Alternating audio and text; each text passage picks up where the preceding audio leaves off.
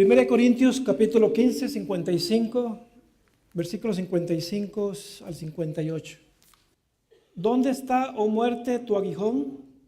¿Dónde, oh sepulcro, tu victoria?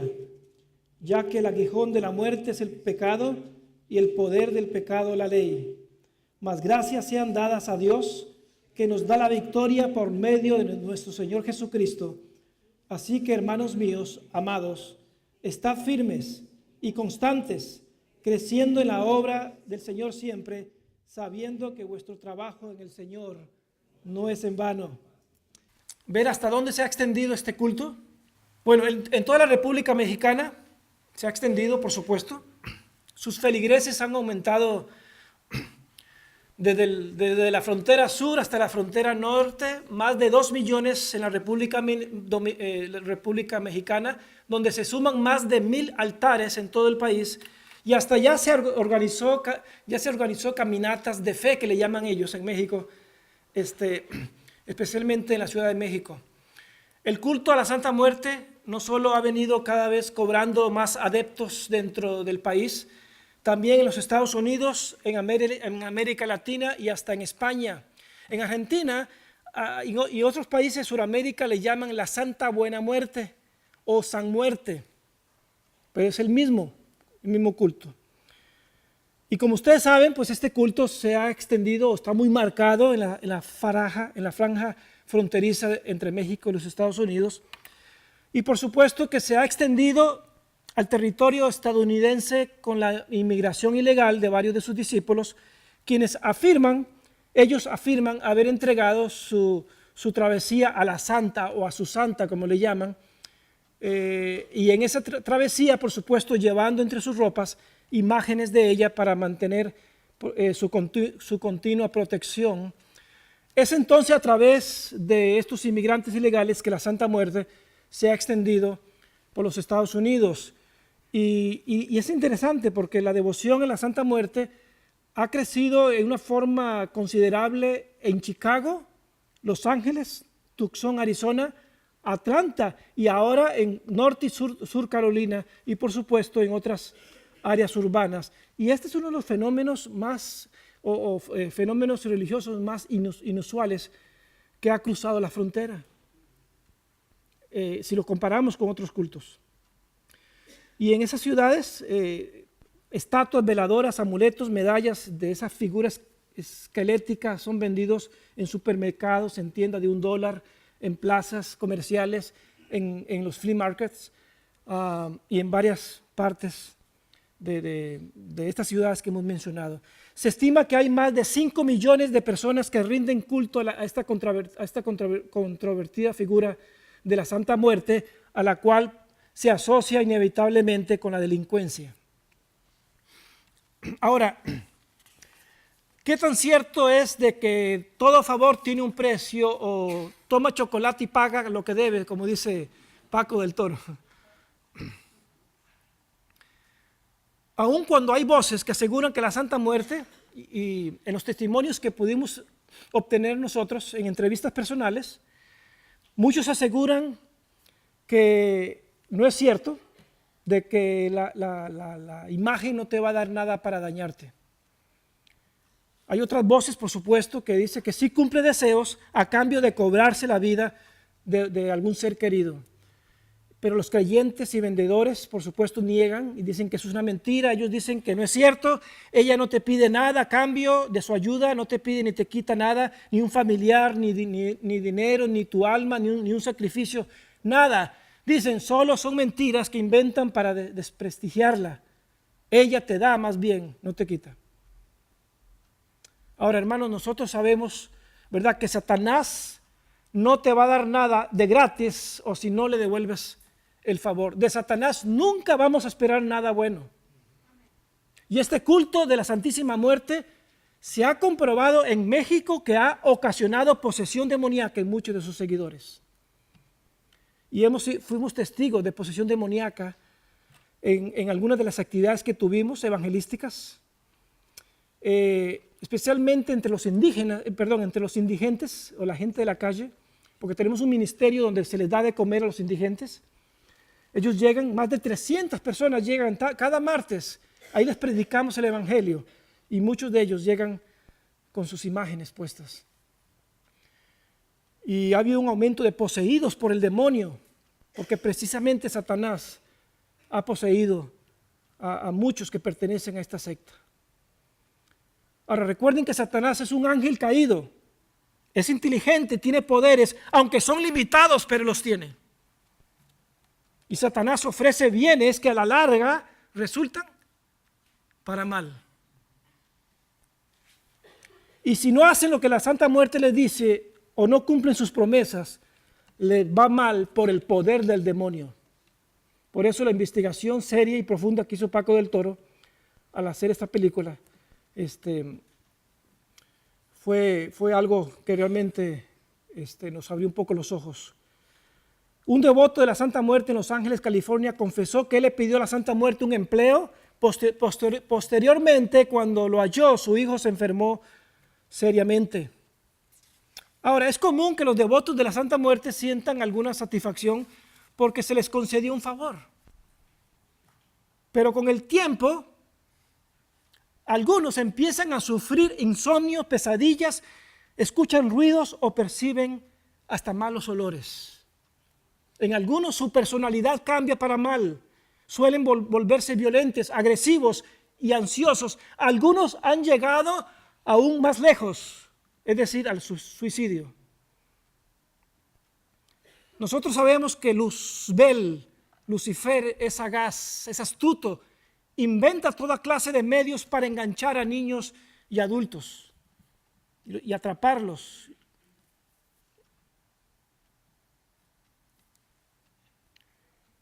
Pero en sí, ¿qué hay detrás de este culto de la Santa Muerte? ¿Se acuerdan lo que dijimos? ¿Cómo se presentan ellos ante la sociedad? A pesar de que tienen una imagen esquelética horrible, siniestra, ellos tratan de tapar esa imagen con beneficios llamativos, atractivos, que nadie va a despreciar. Primero, hay una contradicción cuando se califica a la muerte como santa, quien fue derrotada por Jesucristo. Si Jesús, que es la plenitud de la santidad, y venció y destruyó la muerte, esta no puede llamarse santa. Es una contradicción a la enseñanza de la Biblia. Aunque ellos dicen que la imagen de la muerte es como cualquier otro santo porque representa, ¿se acuerdan lo que dijimos? La muerte de los vicios, de los pecados y de la vida que no satisface a Dios. Pero ellos ignoran que Cristo es lo que le da la muerte a los vicios, a los pecados y a la vida que no satisface a Dios. Incluso venció a su santísima muerte y tiene las llaves de la vida y de la muerte. Amén.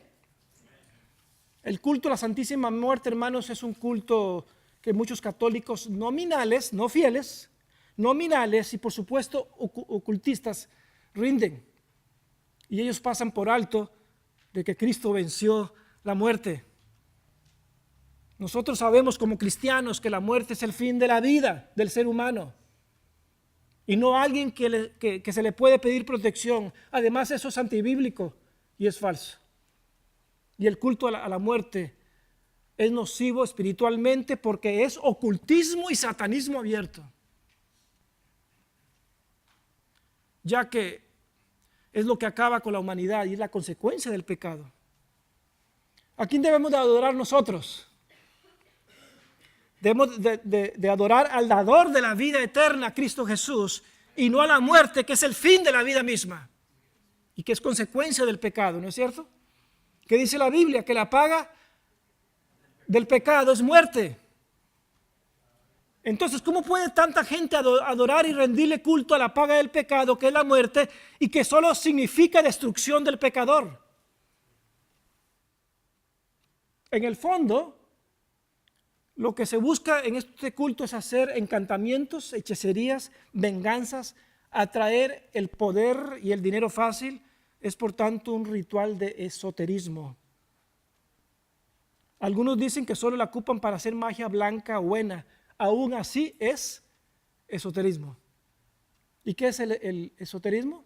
es la práctica de las ciencias ocultas, o ocultismo en otras palabras, que están condenadas por Dios en el libro de Deuteronomio capítulo 18, del 9 al 14.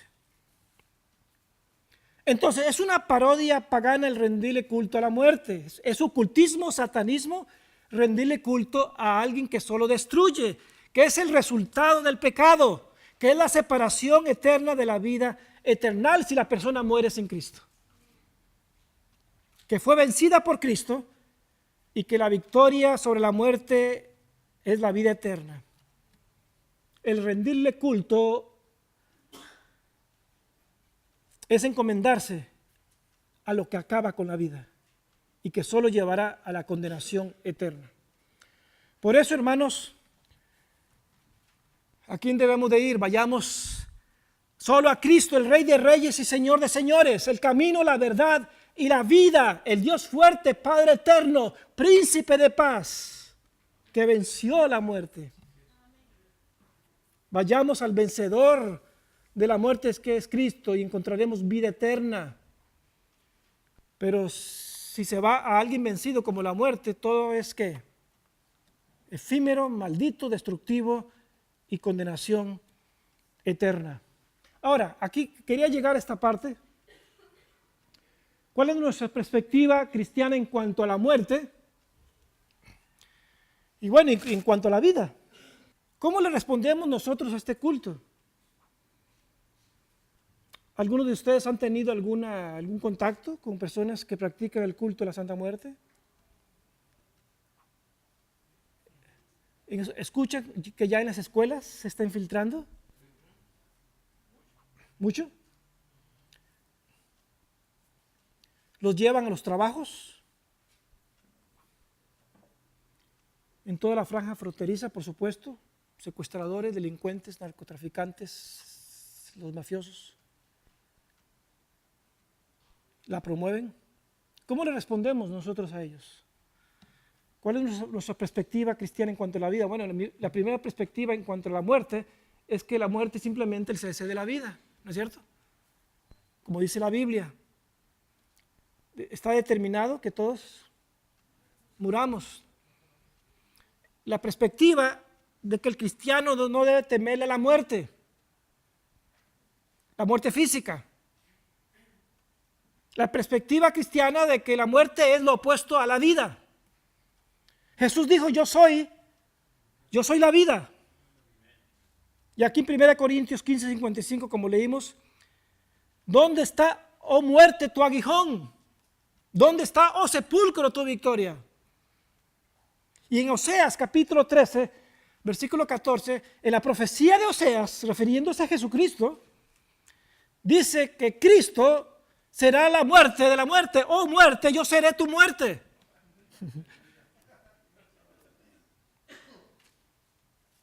Entonces, en nuestra perspectiva cristiana, la Santa Muerte no procede de los divinos, sino de una cosmovisión ocultista. Nuestra perspectiva bíblica es que el cristianismo bíblico condena a quienes hagan cualquier tipo de práctica ocultista e idólatra. En Éxodo 20 lo menciona, no te harás imagen de ninguna semejanza, ni en el cielo, ni debajo del cielo, de ninguno. No te puede hacer daño si estás viviendo una vida íntegra, consagrada, y estás viviendo una vida de oración y viviendo en la palabra. Pero te puede hacer daño dependiendo de la manera que la vas a enfrentar. Si la vas a enfrentar atacándola y rompiendo sus altares, de seguro que algo te va a pasar, algo dañino te va a pasar. ¿Han escuchado de lo que ha pasado? Personas que la han atacado abiertamente. Muchos han sido secuestrados, asesinados. Recuerde que muchos de los narcotraficantes, el crimen organizado y mafiosos la adoran, la veneran y ellos son vengativos. Te pueden matar, te pueden secuestrar. Hermanos, hay que ser sabios. Yo no puedo entrar a Tepito y empezar a volar leño, a volar a pedradas, volarme todos los ídolos que hay ahí. Ahí mismo me cocinan. Tenemos que ser sabios.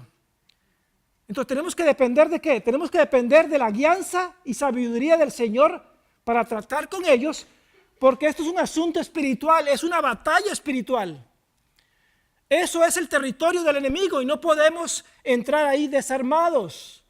Tenemos que vestirnos de toda, no de una o dos, sino de toda la armadura de Dios.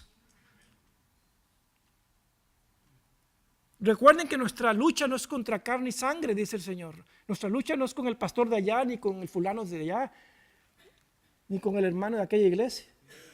Nuestra lucha es con demonios y espirituales de maldad. ¿Sí están conmigo? Ahora, desde la perspectiva misional, evangelística de la iglesia en cuanto a este culto, vamos a considerar varias preguntas importantes y creo que fueron las preguntas que se puso ahí en la promoción que se hizo para esta conferencia. ¿Cuál es la primera pregunta? ¿Son un peligro para las iglesias o una oportunidad? Ahí estoy entrevistando a esta señora que en su casa de Tepito tiene su altar de la Santa Muerte y ahí llegan a hacer ofrendas. Y fíjese que nos abrió el corazón,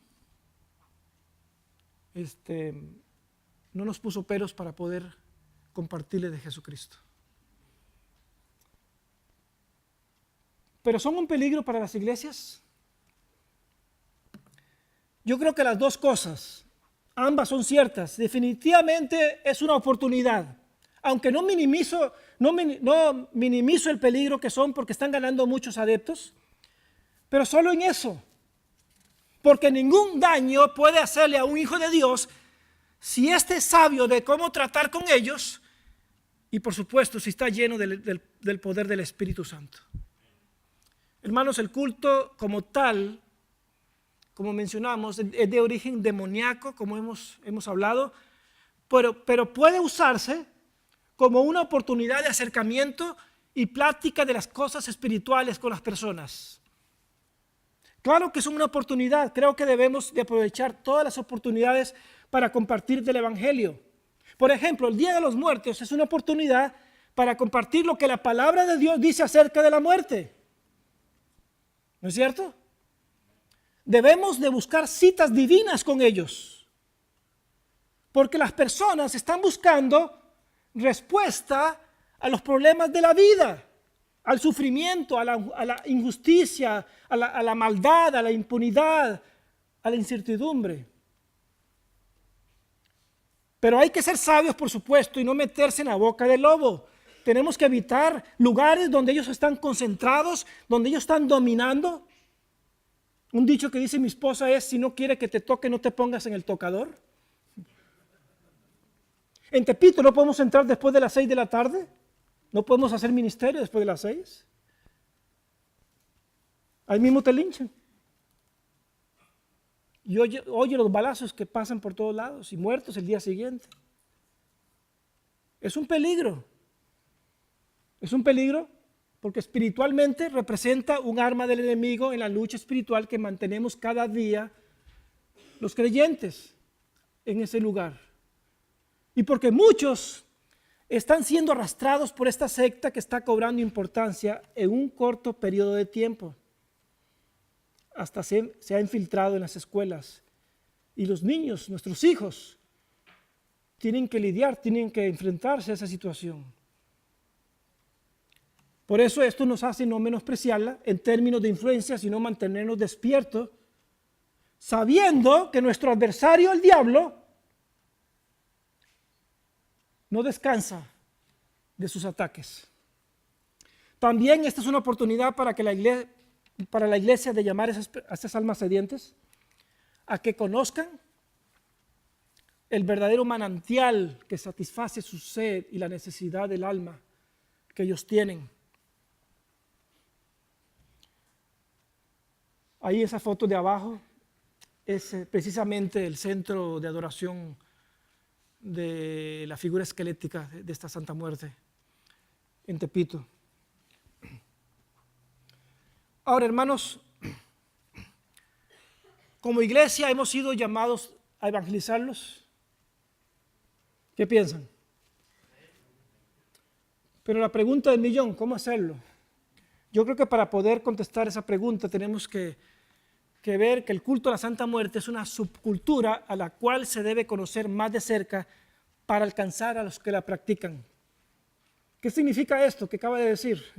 O sea, internarse como la cápsula Fénix 2 en las entrañas de la tierra para así poder rescatarlos como a los mineros chilenos, ¿se acuerdan? Claro que sí, debemos de evangelizarlos.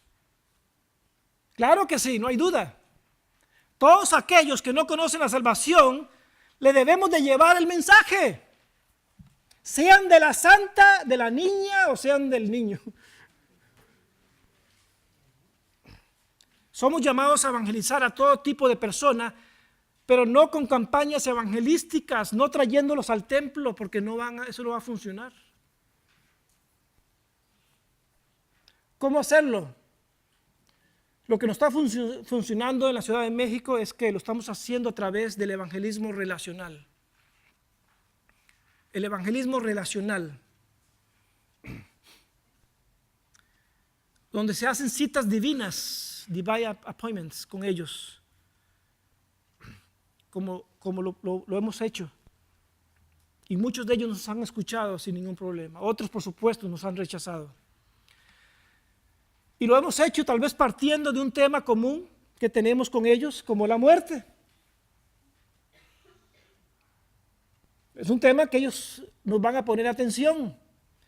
Entendiendo, por supuesto, que nosotros no la vemos como santa ni como una amiga, sino como el postrer enemigo que ya fue vencido por nuestro Señor. La vemos como un pasaporte simplemente a una mejor vida. Otra cosa, hermanos, los cristianos, ¿verdad que celebramos la vida? Porque conocemos la vida. Entonces debemos de comunicar esa vida nueva a los que no la tienen. Ese es nuestro llamado. ¿Qué? Adorar a Dios y llevar la adoración a donde la gente no adora a Dios. Vivir es desear. Y detrás de la adoración a la Santa Muerte hay un deseo real de hallar respuestas. Y yo creo que la iglesia está lista para dar respuesta a los asuntos de la vida. Mire, tenemos la palabra de Dios y siglos de hacer teología suficiente con ella como para dar respuestas veraces y pertinentes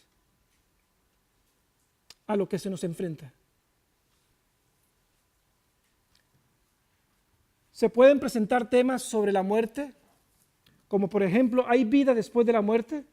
¿Qué dice la Biblia acerca de la muerte? ¿Cómo prepararse para la muerte? Y eso abre puertas, abre atención. Y hermanos, pastores y líderes, y hay que seguir exponiendo sobre la vida, hay que seguir predicando sobre la vida en todo momento. Recuerde, para el cristiano, la muerte es solo una sombra. ¿Qué dice Salmo 23, 4? Aunque ande en valle de sombra, no temeré mal alguno porque tú estarás conmigo. Y lo maravilloso es que Jesucristo, como el buen pastor, absorbió el poder destructor de la muerte con toda su fuerza al morir en la cruz por nuestros pecados y por supuesto al resucitar entre los muertos. Ahora, la substancia y el temor a la muerte, ¿qué pasa? Ha sido removida y solo queda su sombra. ¿Y verdad que la sombra de un perro no muerde? ¿La sombra de un ladrón no roba? La sombra de la muerte no puede dañar, no puede destruir. Gracias a Cristo ya no tenemos que temer la muerte. El confiar en Cristo ha quitado la sombra de la muerte y ha quitado su aguijón. Y gloria a Dios por eso. De eso hay que predicar. Y otras herramientas que hemos usado es, por supuesto, como lo hemos mencionado, la película de la Santa Muerte, que fue fue expuesta, así se dice, fue exhibida en todos los teatros y cines del país, de la República Mexicana. Hizo un impacto tremendo. Por supuesto, hubo cosas negativas. Paco del Toro recibió amenazas de los propios líderes de la Santa Muerte. Y ellos al final llegaron a decir, bueno, lo que hicieron fue promovernos. Lo que hicieron fue promovernos. Y por supuesto, yo creo que Dios usó eso para dar un mensaje poderoso. Ahora, ¿cómo poder entender la forma de alcanzarlos? Con la verdad. ¿Cómo poder entender la forma de alcanzarlos con la verdad? Por supuesto que no hay una manera fácil. Pienso que el que tenga ese culto manifiesta ignorancia y necesidad. Creo que hay que usar eso para iniciar, ¿saben? O sea, interesarnos en ellos como personas, en sus necesidades, orando por ellos con paciencia, pero mostrándoles la verdad de la palabra de Dios. Una forma de alcanzarlos con la verdad puede ser, como dijimos, de manera relacional, pero sin temor, con mucha oración y empatía, con paciencia. ¿Presentando qué? Presentando la palabra de Dios como la máxima autoridad relacionado al tema de la muerte. Y tenemos que seguir adentrándonos más en un estudio sobre la muerte y por supuesto la perspectiva de las diferentes culturas a lo largo de la historia de la humanidad sobre la misma. Pero sin olvidar que es una guerra espiritual y que este culto no es más que otra estratagema del que tenía el dominio sobre la muerte, por el cual mantenía temorizados y esclavizados a los seres humanos. También podemos presentar a Jesucristo como el conquistador del Hades y del sepulcro.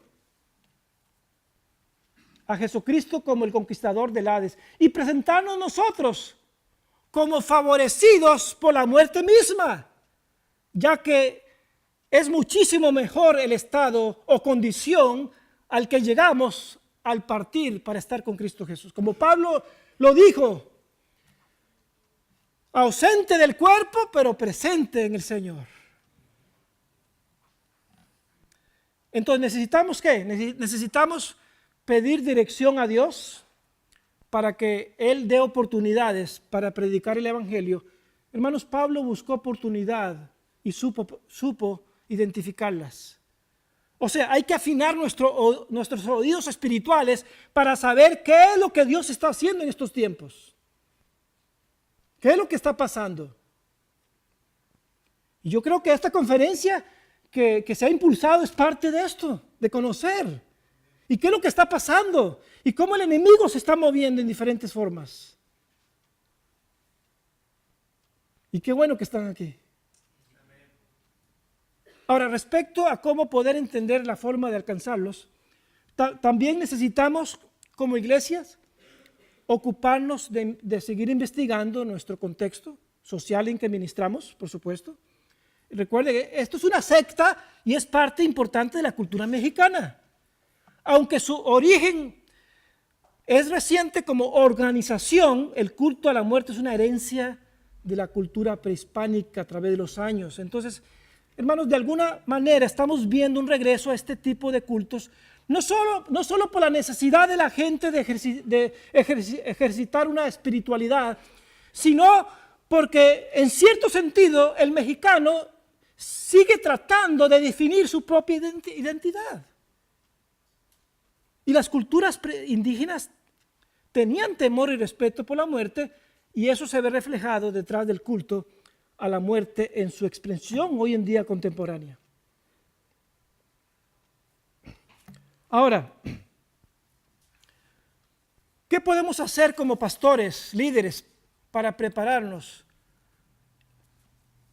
Para preparar al rebaño, prepararnos nosotros, preparar al rebaño para enfrentarlos con la verdad y evangelizarlos. Primero, tenemos que educarnos primero nosotros sobre este culto, y lo estamos haciendo, y después educar a nuestra gente. Dice la Biblia, mi pueblo pereció porque le faltó entendimiento, sabiduría. Y dentro de esta educación, hermanos, por supuesto, preparación doctrinal, que estén doctrinalmente fundamentados en la fe. Como dice el Señor, para que no vengan vientos de doctrina porque nuestros niños en las escuelas están recibiendo esas enseñanzas, llegan donde mamá y papá y empiezan a decirle, papá, me di cuenta de esto. Pero ese niño, ese joven, esa señorita están doctrinalmente fundamentados en la fe de que nada los va a mover. Y por supuesto, espiritualmente fuertes, en oración, en la palabra. Eso es algo importante. Y segundo, buscar estrategias contextuales evangelísticas para llegar a ellos. Veamos el ejemplo del apóstol Pablo. ¿Se acuerdan Pablo en Atenas cuando llegó? ¿Y qué fue lo primero que vio Pablo? Vio un montón de ¿qué? Montón de ídolos. Eran tantos los ídolos que por si acaso se les fue alguno. Pusieron ahí a uno al Dios no conocido. Pero Pablo no vino a llegar a despedazar y a romper los altares. Más bien usó ese altar al Dios no conocido para decirle, a este Dios no conocido, al que ustedes adoran sin conocer, es el que yo les vengo a predicar. Y después dejó que la gloria de Dios resplandeciera. Y después, ¿sabe lo que pasó? La gente venía a hacerle preguntas. A veces salimos a la calle y le decimos a la gente Jesucristo. Pero Jesucristo, ¿qué tengo que ver yo con eso?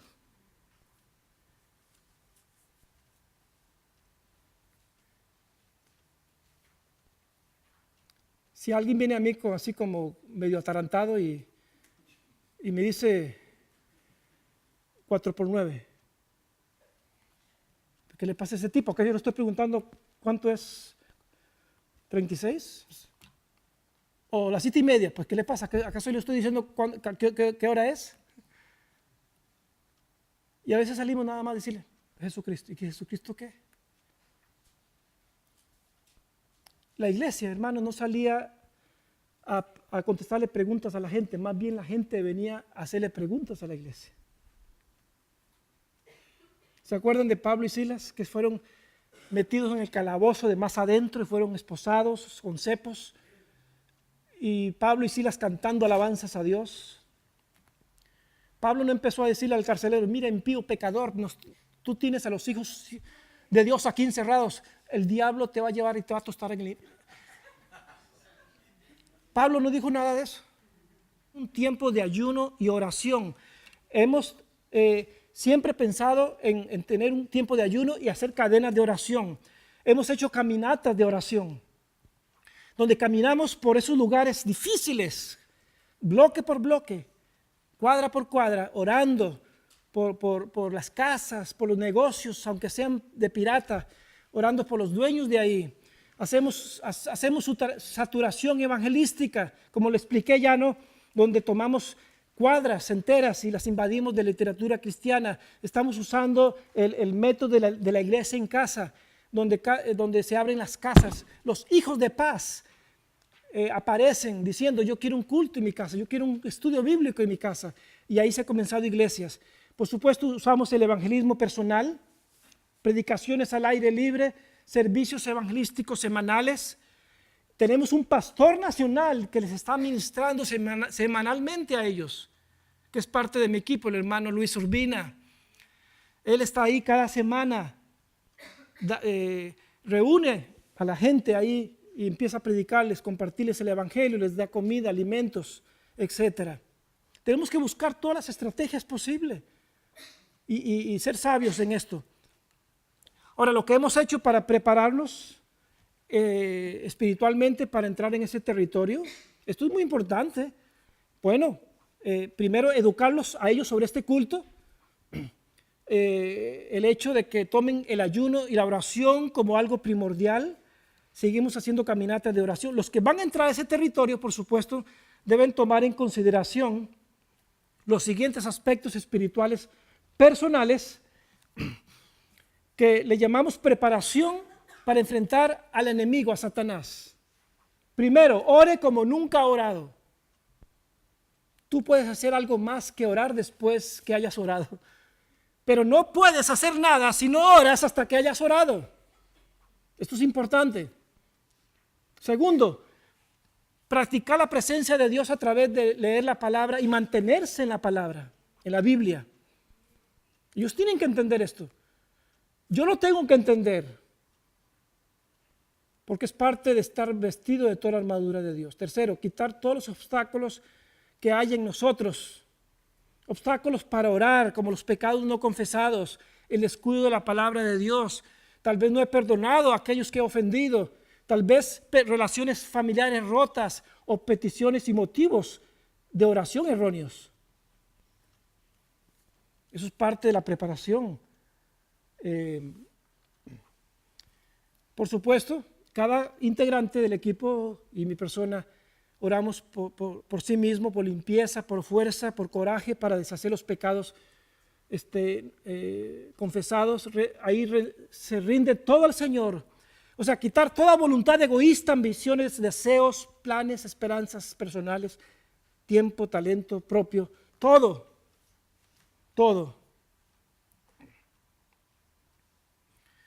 Y sobre todo, aquí viene tal vez lo que nos puede conectar a nosotros como líderes y pastores, buscar un avivamiento personal, pastoral, misionero, como a nivel de iglesia local.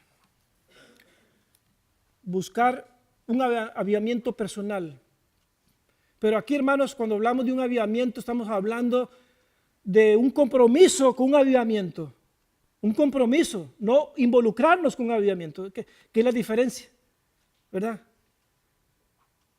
Cuando hablamos de involucrarse y comprometerse, es un mar de distancia. Somos buenos para involucrarnos, pero comprometernos es diferente. No sé si han escuchado la anécdota de la gallina, la vaca y el marranito. En Costa Rica le decimos el chancho. Marrano, ¿qué otro? Cerdo. Ellos vivían en un rancho y el patrón los quería mucho. Los bañaba, les ponía sus vacunas, los mandaba a dormir abrigados. Y estos tres animalitos estuvieron tan agradecidos con el patrón que los tres se pusieron de acuerdo para hacer un desayuno. Y dijo la vaca, yo pongo un vaso de leche. Y dijo la gallina, yo pongo los huevos. La gallina y la vaca se le quedaron viendo al marranito y le dice, tú pones el tocino, tú pones el jamón. Entonces le dice el marranito, qué bonito, ustedes nada más se involucran, a mí me comprometen. Pero porque yo para poner mi tocino tengo que morir. ¿Sabe una cosa? Hace más de 2000 años Jesucristo dio el tocino en la cruz del Calvario y el jamón cuando dio su vida por nosotros. Cuando hablamos de comprometerse con un avivamiento es tan serio, hermanos, para tener la victoria en contra de Satanás.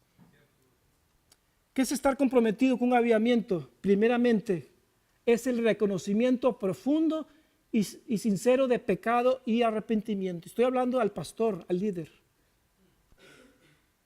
Interesante. El arrepentimiento como un resultado de la convicción de pecado del Espíritu Santo, hermanos, es la única verdad y la forma bíblica para enfrentar al enemigo. Segundo, es buscar la presencia de Dios a través de la oración como un estilo de vida. Mucha oración, mucho poder. Poca oración, poco poder. Nada de oración, nada de poder. ¿Y orar qué es? Pues simplemente orar es ponernos a la disposición de Él ante su presencia y decirle, ¿sabes qué, Dios? Necesito tu ayuda. Necesito tu cobertura, necesito que me llenes.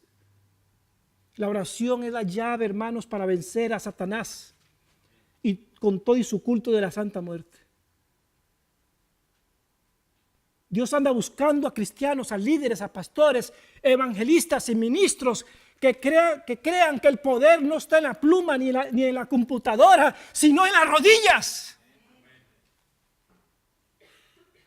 El diablo trabaja horas extras para resguardarnos de la oración.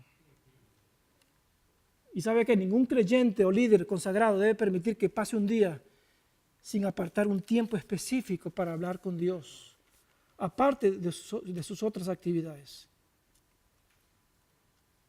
Tercero, el estar comprometido con avivamiento es valorizar ¿qué?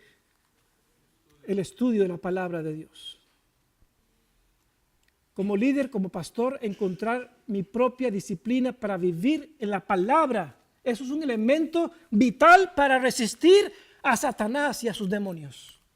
Como lo dice Santiago 1:22. Él lee la Escritura principalmente para alimentar y edificar mi propia vida espiritual. Hermanos, llegó un momento en mi vida, en mi tiempo de pastorado, donde yo solamente abría la Biblia a la semana para preparar mis sermones. Y qué equivocado estaba con esa actitud. Solamente abría la Biblia para preparar mis sermones. Pero ¿dónde estaba el tiempo de la búsqueda de Dios? Donde abría la Escritura para que Él me hable, me alimente, me edifique.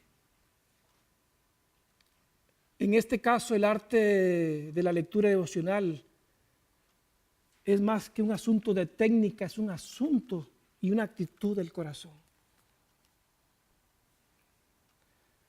Cuarto, y por supuesto, es esforzarse por buscar la llenura del Espíritu Santo. Ese es el mandato, ¿se acuerdan de Dios en Efesios 5:18 al 20?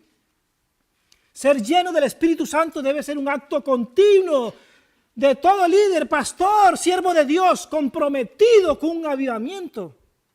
Es algo que necesitamos, hermanos, hacer de manera repetida y frecuente.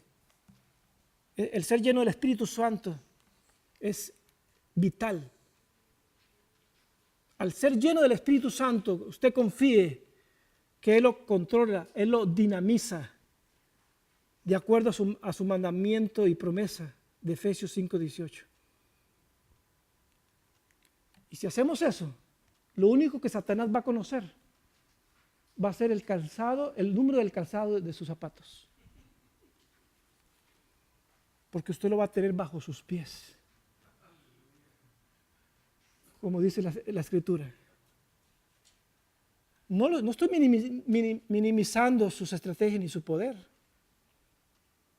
Estoy exaltando el que está al lado mío, que es más poderoso que cualquier artimaña del enemigo. En realidad es la veneración y la fe en un Dios falso, lo cual es evidentemente se ve muy bien visualizado en todo su culto. Segundo, la situación espiritual de quien practica este culto, por supuesto, es muy negativa. La realidad es que la muerte, la real, la que vendrá a encontrar a aquellos que no se arrepienten de la idolatría que están practicando, será la muerte segunda. Es decir, la condenación eterna, esa experiencia trágica de estar separado de Dios para toda la eternidad. La Biblia dice en Apocalipsis 21:8, pero los cobardes e incrédulos, los abominables y homicidas, los fornicarios, dice, y hechiceros, los idólatras y todos los mentirosos, dice, tendrán su parte en el lago que arde con fuego y azufre, que es la muerte segunda. ¿Dónde estará su santísima muerte para librarlos de ese castigo? Por eso es que como pastores y líderes necesitamos invitar a los que practican y ponen la fe en este culto o en cualquier otro ídolo a que se arrepientan, que se conviertan de los ídolos a Dios para que sirvan al Dios verdadero. De otra manera, ¿qué va a pasar? La ira de Dios vendrá sobre todos aquellos que se nieguen a buscar a Dios y poner su plena confianza en Dios. Tercero, tenemos también la opción de adorar al que da la vida. La pregunta es, ¿por qué seguir entonces la muerte? Es una pregunta para ellos, ¿verdad? Tú tienes la opción de adorar al que da la vida. ¿Por qué seguir la muerte? ¿Cómo lo podemos enseñar? Sabemos por la Biblia que la muerte vino por medio de Satanás. Podemos enseñarles con la Escritura que así es. Y decirles, la gente que pacta con la muerte, pacta con Satanás.